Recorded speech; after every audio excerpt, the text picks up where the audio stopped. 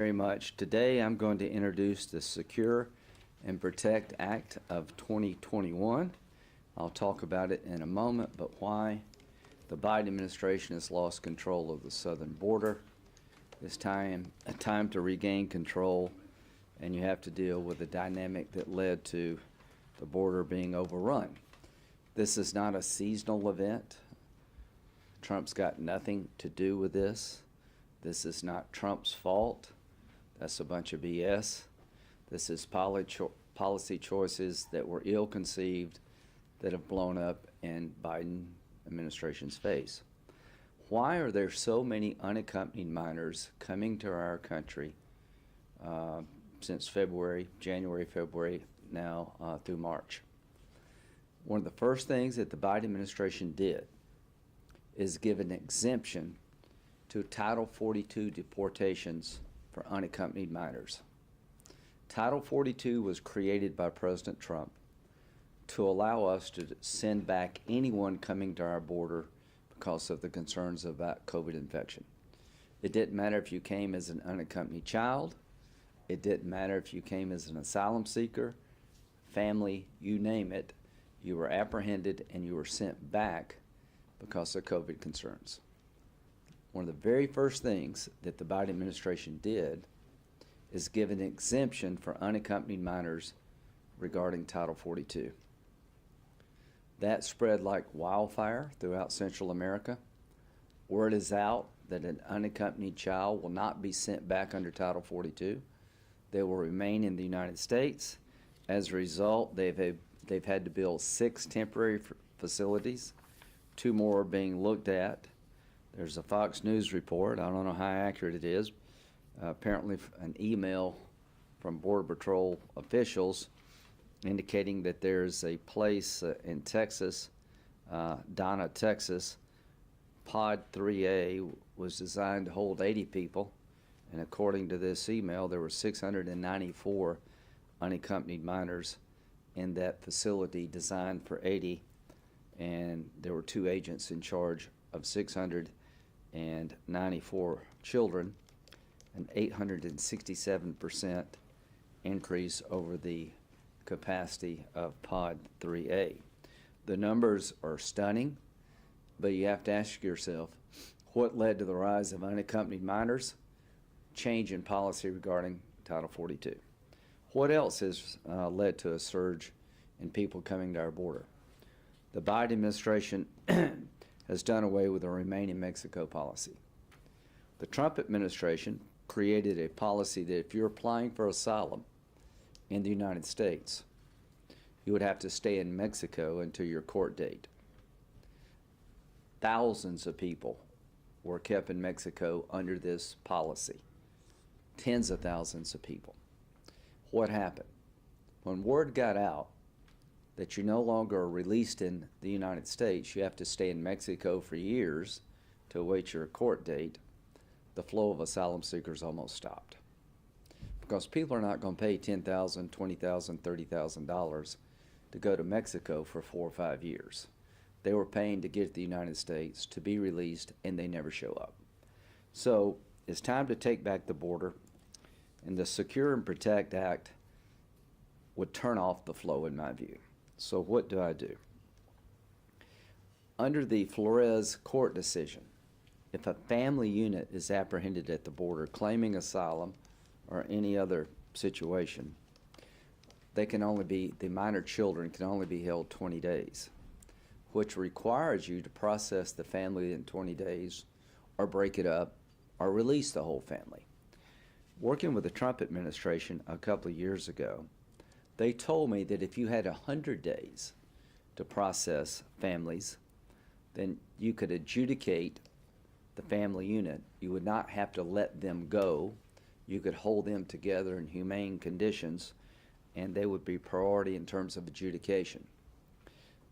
Under the Democratic regime, families were routinely being released into the country because of the Flores decision put the government in a box. You have to release the children. What do you do with the mom and dad or other adults? This 100-day change would allow us to adjudicate the family as a unit and never require us to release them in the United States, where they seldom come back for the hearing. We have a quirk in our law. If you're a minor child from Mexico or Canada, we have the legal authority to send you back to Mexico or Canada. But if you're from a non-contiguous nation, like the Triangle countries, Guatemala, El Salvador, there's no authority for us to send the unaccompanied minor back. I changed that. The Secure and Protect Act allows us to send unaccompanied minors back to their home country, even if they're not from Canada or Mexico. The biggest change of all is to change the asylum standard that's being abused. Under the current law, if you show a credible fear, that's the initial screening standard, you are allowed to be processed and have a court hearing on asylum. With a $1.5 million backlog, it could take you years to get that hearing. The credible fear standard is too low, so we change it to increase the requirement to pass the screening test to where it's more likely than not you're going to be harmed. 80% of the people pass the credible fear standard, but when it comes to final adjudication, the final asylum standard, only 10%.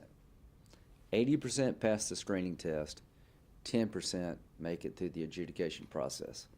So what the Secure and Protect Act does, it changes the credible fear standard to make it a higher initial screening standard, which means that there'll be less people having to wait for a final determination. Most asylum seekers are not coming because of fear, but because of economic distress. The asylum standard has been completely abused. It is being used by cartels and human traffickers, and they're telling these poor folks all over Central America, once you get to America, claim asylum. You're entitled to a hearing. They will release you in the United States, then you can go anywhere you want to go.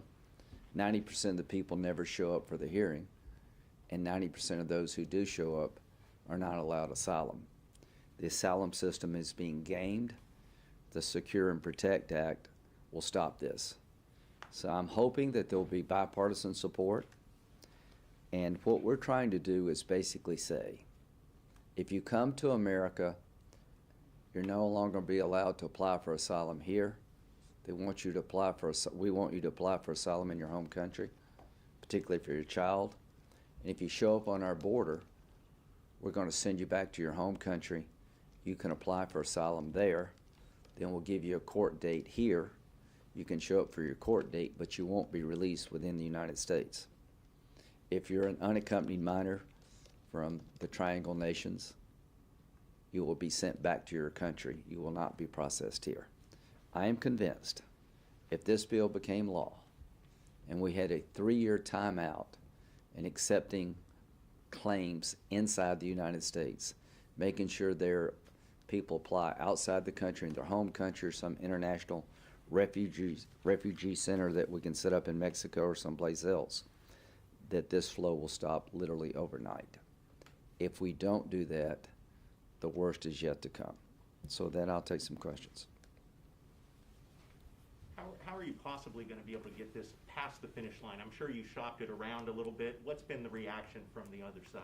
Very positive from Republicans, deafening silence from Democrats.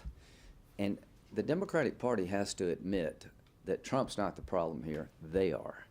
The Biden administration, by giving an exception to unaccompanied minors from being deported under Title 42, has created a flow problem that we haven't seen before. Because word is out in Central America, if an unaccompanied minor gets to the United States, they're not going to be sent back. Most of them are released into the country, and again, they never go back to the home country. Once it got out that the Remain in Mexico policy has been abolished, the number of people coming to seek asylum is going through the roof.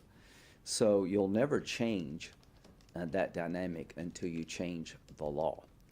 So I will talk to Senator Durbin here in a bit.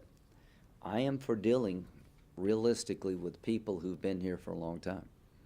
I'm for doing something with the DREAM Act population, doing something for TPS folks. Count me in for trying to deal with people who've been here a long time with no place else to go. The price is to control the border. We're not going to legalize one person under these conditions. Can you imagine what would happen if the Congress actually passed the DREAM Act without addressing the underlying problems at the border? There would be a run on our border like you've never seen before.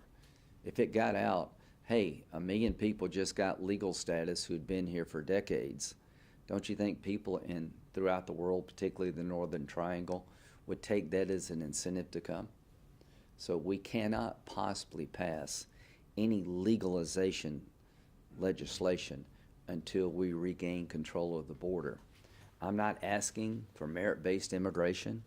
I'm not asking for fundamental overhaul of the immigration system to do the DREAM Act. I'm asking to stop the pull factors that are leading to this surge before we even have a serious discussion about legalization.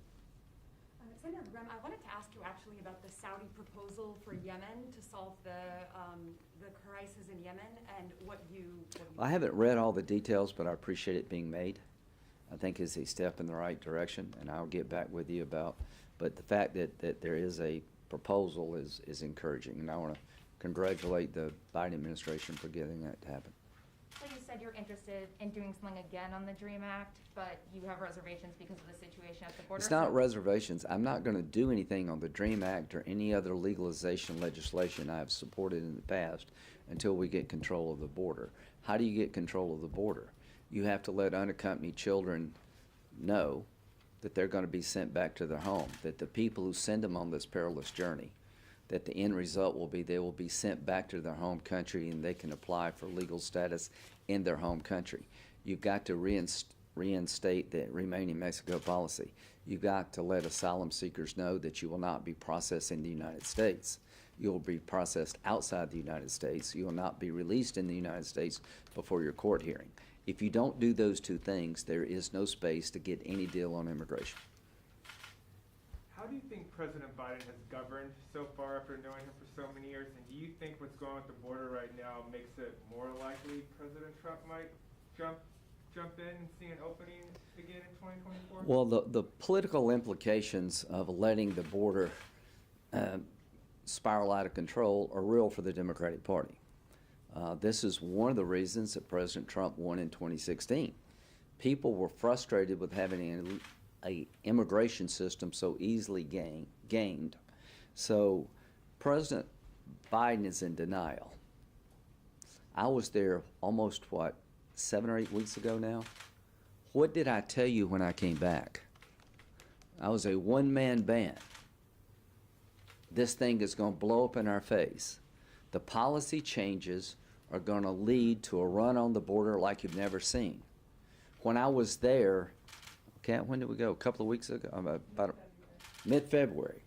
I came back, and I was talking to anybody that would listen to me.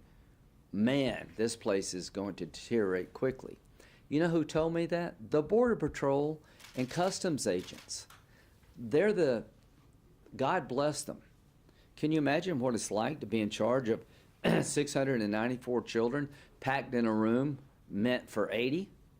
Can you imagine the COVID concerns that come from this? I saw it on their face. They'd had control of the border. The Trump policies worked, and to a person, every one of them told me, we're going back to the old way of doing business, but it'd be worse this time. They knew what was coming. And I've been trying to tell people up here, it is coming.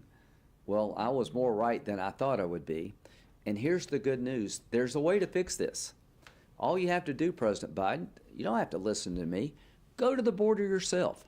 Talk to the people in charge of the port of entries, the Border Patrol, and they will tell you what you need to do to stop this flow. And if you can stop this flow, I will sit down with you and any other Democrat to see if we can deal with the Dreamers. But we can't do that until we stop the flow. So President Trump's this helps him? I think it hurts the country. I don't know the political ramifications yet. It depends how this movie ends. If they continue to blame President Trump rather than understanding this was a self-inflicted wound, then they're going to be in trouble. You're going to see Democrats up in 2022 have to pick between defending the indefensible or breaking with Biden. How do you fix this? You lead. President Biden and Vice President Harris owe it to the country to go to the border and see for themselves what's going on. Are you going to the border again with your Yes. colleagues on Friday? Yes. I went by myself the first time. Now we need a big plane. So everything that I talked about in mid-February about the policy changes are beginning to overwhelm the system has come true. And again, the solutions are simple but politically difficult. If you believe in open borders, you would not do what I'm doing. If you believe in controlling the border, this would be the first thing you do. We need to finish the wall where the wall makes sense. But people are trying to get caught.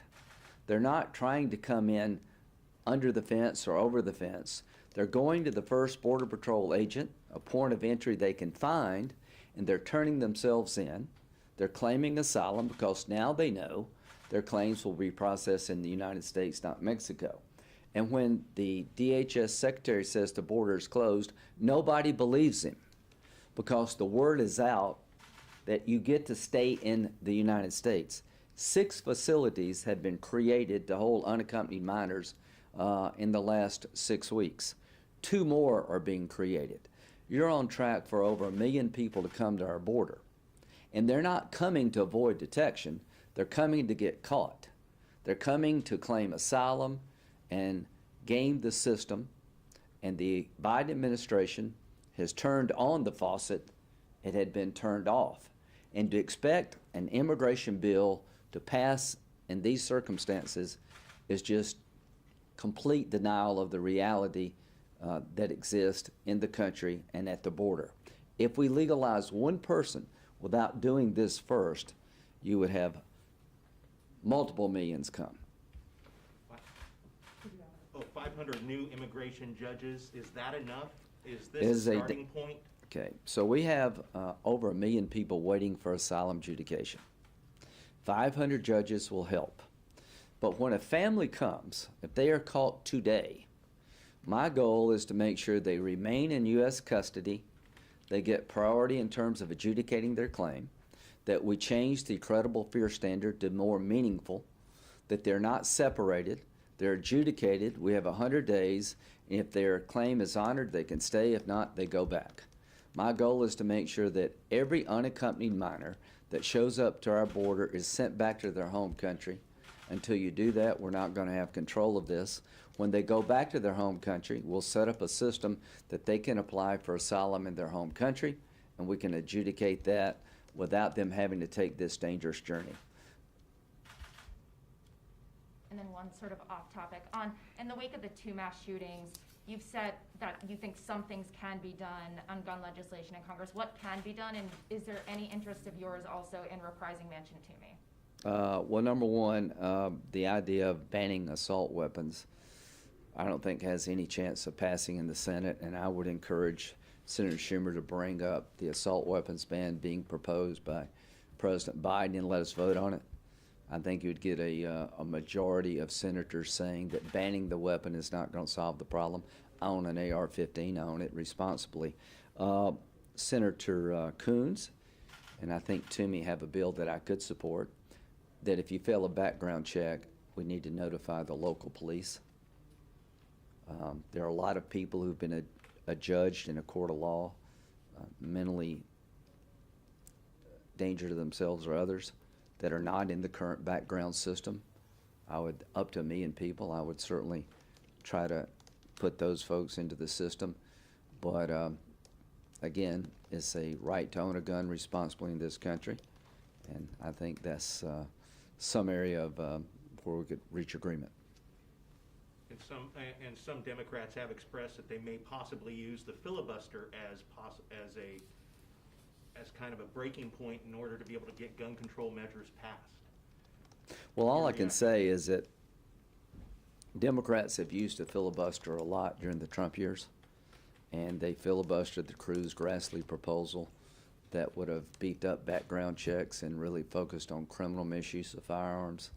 So they blamed the shooter of being, the liberals in this country just assumed it was a white male, and most Republicans are pretty much tired of this, that every time there's a tragedy that is a yet another reason to say that white extremism is the biggest threat to the country and that we need to gather up everybody's guns.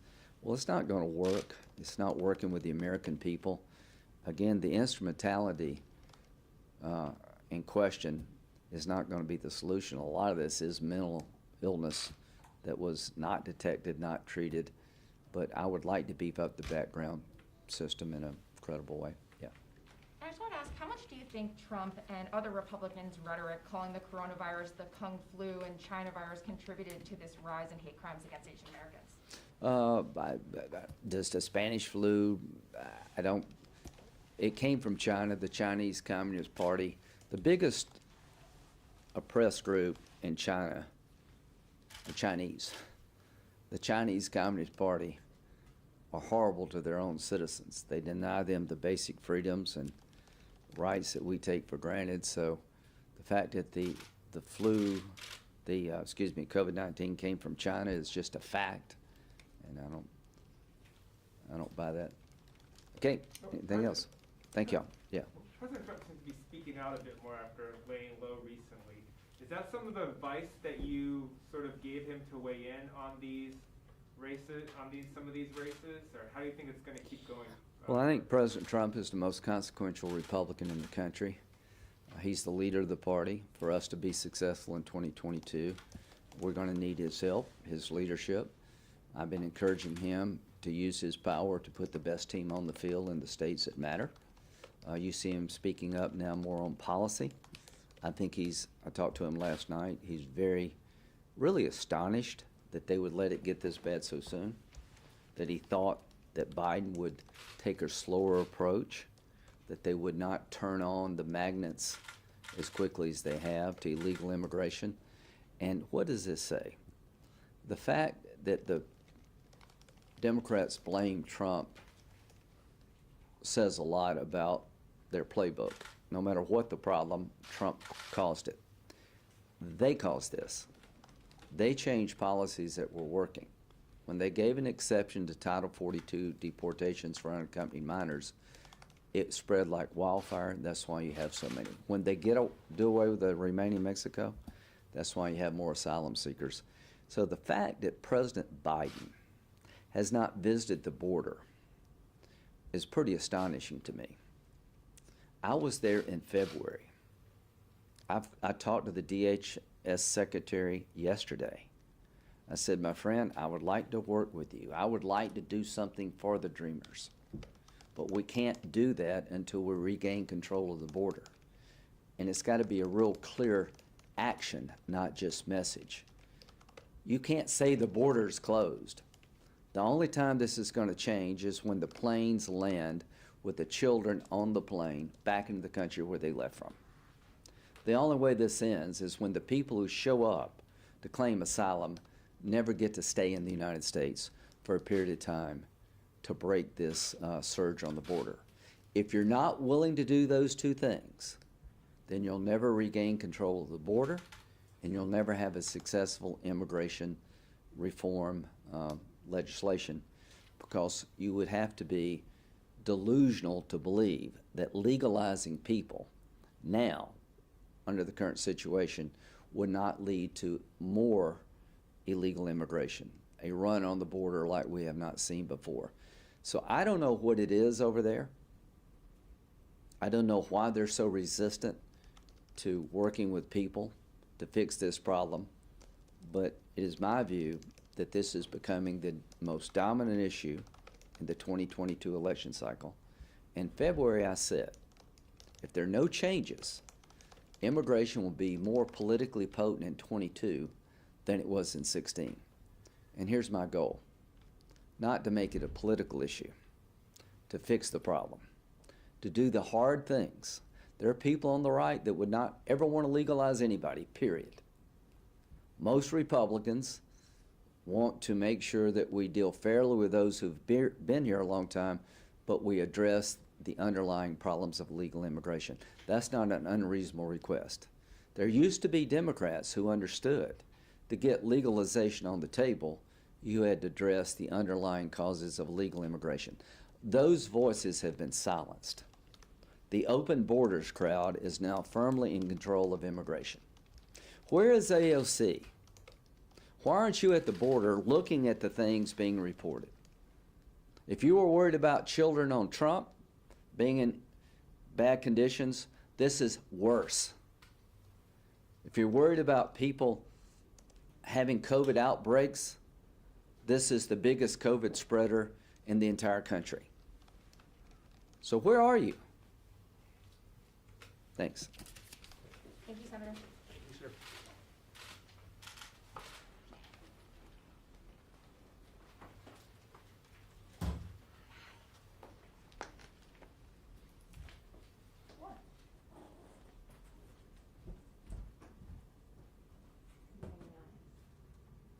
All you can see are eyes. Man. I'm just giving you crap because you gave me crap when I came in. You're so mean. You're Thank you mean. so You much. did- I'm sorry you did went into so much first. trouble earlier.